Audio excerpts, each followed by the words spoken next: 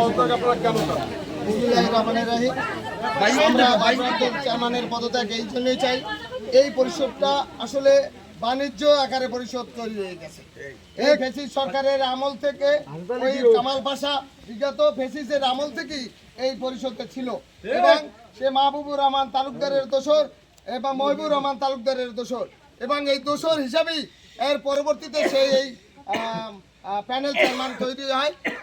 তারপরে 5 তারিখের পরে প্যানেল চেয়ারম্যান তৈরি হওয়ার পরে সে বিভিন্ন সালিশ বাণিজ্য জায়গা জমিতে এইগুলো আছে, এগুলা সে টাকা পয়সা নিয়ে মানুষের কোনো সালিশি করে না এবং সে দুর্নীতি, এখানে দুর্নীতিবাজ তৈরি হয়ে গেছে।